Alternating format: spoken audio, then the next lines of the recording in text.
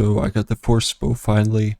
I'm going to be testing it without procs. There's going to be no procs involved. So what I'm going to do is actually... Well, I don't have my artifacts on this character, but I'm just going to put a random artifact on. That gives me the most damage, which is this one. And then Outlaw Pendant doesn't give any stat bonuses. So the purpose of this bow is people think it's better because of the 15% damage, 10% dex, and 10% crit damage. So visually, you can see it gives less stats to my zaarus set, minus 3000 damage, but it should give more because 10% dex. So 19237, I guess it is correct, so 19237 is the damage, and my normal zaarus set gives 22k. Actually, let me remove elixirs. And let me take off my pet. So 11,000 damage is my base. And then I use the bow minus 1,900. So what I'm going to do is I'm going to go to Elite Zodius. And I'm going to test aim shot on these crabs. So normal aim shot, 83,000 damage, 98,000, 83,000, 132,000, and 128,000. So it ranges from like 80,000 to 130,000. This crab, is it going to reset? Is it? Okay, I'll just get a different crab. The reason I'm not using a different enemy is because different enemies in this zone take different amounts of damage to things because the armor and stuff is different. So there's a crab right there. I'm going to switch to the Force Hunter bow. Nothing has changed. 9,600 damage. I must have missed. What? Oh, I got damage reduced. The fucking boss is annoying. So 100,000 damage. Okay, good. I got the crab alone. So 125,000 damage. 108,000 damage. 79,000 damage. 73. It seems to be in the same range. And 127,000. So on a small scale, they're still in the same range. Now I'm gonna put damage elixirs on.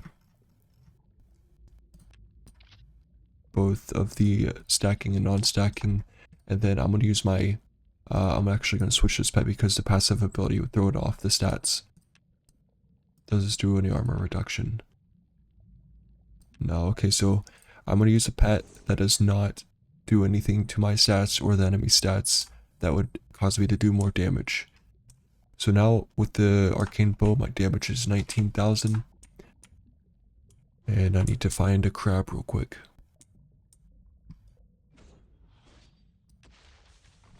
173,000, 271,000. It just seems to be about the same, honestly. 184,000 on the slime, 270,000. I can already tell you that zaarus is better. I'm gonna switch to my zaarus loadout. Let me fix my artifact real quick so it doesn't proc. Okay, so nothing is procced now. 233,000. Seeing 300,000. So honestly, it just looks like the ranges are the same.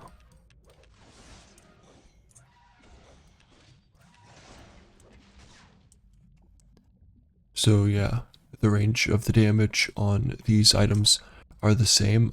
Me personally, I would probably stay with zaarus, because it gives you a bigger health bonus and more primary damage stat, even though this gives you like 10% crit damage. It's just not enough to suffice this 3,600 damage loss for me. So zaarus is better. The only reason you would use this bow is if you're running those 1,000 boss APs in lower level maps, you put this on a speed set. And it's just basically an upgraded dusk bow from level 70 or 61. Remember this dusk bow that shoots 2 arrows at once?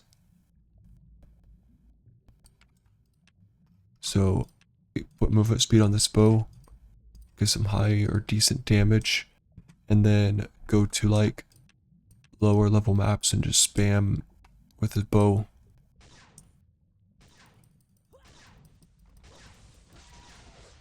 It sucks that this thing is kind of useless, honestly. So there's the answer. If I were you guys, I'd stay with Zaarus for mage and rogue. For warrior, I would probably go with the arcane weapon because you don't need to worry about defense. And also, with the saber on a warrior, the biggest issue people have is they'll proc their stuff, switch to Zaarus with a saber, and then when the proc cooldown wears out and they're not paying attention, they'll accidentally proc their saber and then get themselves on another cooldown. So you can see here 7-second cooldown doesn't seem like a lot, but it really is. And you don't want something that's going to proc when you're not paying attention. That's going to put you on a cooldown. So for the warrior, I'd probably go with the arcane weapon. For rogue and mage, stick with your Zaarus.